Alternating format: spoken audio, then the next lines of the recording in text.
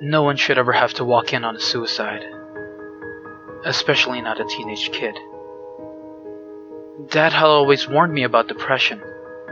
Depression is a demon, he would say. Looking back, I could see why it was that he wanted to grind that topic into my head so often. When I was younger, I was very absorbed with my own life. I mean, that's what teenagers do. Teenage problems, teenage drama, teenage angst. You miss some of the larger issues that are right in front of you. I missed that Dad switched jobs, not for better money or for something he liked better, but because he was let go.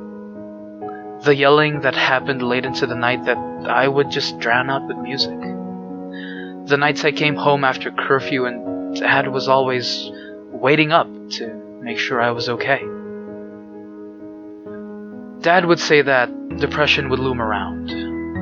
It would hang on your shoulders, and even when you think it's gone, it'll be there, waiting for that low point. I don't think I noticed what he was trying to tell me. I remember we would go on family trips, and Dad would always smile, but he would look off into the distance, almost like he wasn't really there. He was thinking about something else that only he knew about. I think Mom noticed it too. It tore her to the point that she moved out. She said she couldn't handle him anymore.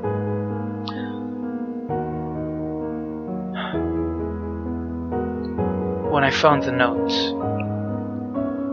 I didn't know what to do. I had no idea that the word goodbye could be as powerful as it was on that yellow notepad. I ran through the house screaming for him. Dad? Dad! My feet thumped around the first floor and up the stairs towards his bedroom. A thin line of light was showing under the bathroom door. I pounded on it, yelling for him again. Dad? Sobbing. All I could hear was my dad sobbing, coming from the other side. Dad, please. I said more to myself than to him, unsure if he could even hear me with such a whisper. The doorknob was cold to the touch, my hand wrapped around it, but I couldn't will myself to turn it. I knew what the note meant. Dad was behind this door, and I wasn't sure if I wanted to see him as he might be. Had he already gone through with it? What should I do if he had? Should I wait and just call 911? But if I didn't go in now, would he go through with it before anyone else was here to help me? Thoughts raced through me, but finally instinct took over my body. My body moved before my mind could find a conclusion. The door swung open slowly. And there he was. Razor to wrist and sitting in the bathtub. A small trickle of blood ran over his arm. He was shaking. The blade had just barely pierced his skin. He hadn't gone through with it yet. I could still help him. I didn't know what to say. Dad, please. Don't.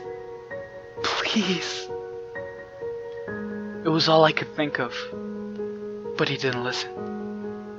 He stared like he always did, away at something, like he wasn't there with me. I followed his line of sight, and out of the corner of my eye I could see it. Or I couldn't see it until I really wanted to see it. The shadowed figure. An outlined figure of a man with no form. The form knelt beside Dad. He was touching him. No, he was holding him. Holding his arms, holding his hands. Dad wasn't cutting his wrists. The shadow, the thing I could see but couldn't see was cutting him. The long, smoky finger of the thing held the razor over Dad's wrist, and its head would shift from the blade to meet Dad's gaze, and then back again.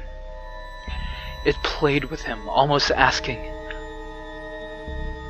"Should I?"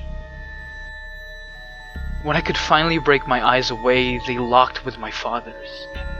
He stopped looking at the shadow, He was looking at me, right into my eyes. Help me.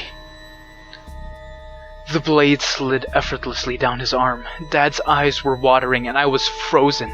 I had no idea what I had walked in on or what I was witnessing. Worst of all, I had no idea how to help. Dad went limp. The shadow turned its head to me.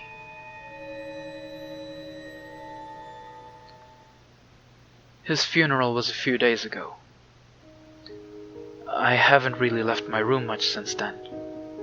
Mom calls me down for dinner, and I try, I really do. But I don't think I can ever tell her about the shadow that I saw with Dad.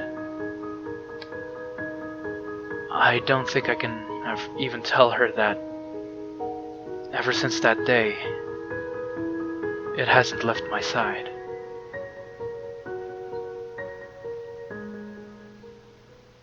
Alright, another great story from the one and only Goldc01n on Tumblr.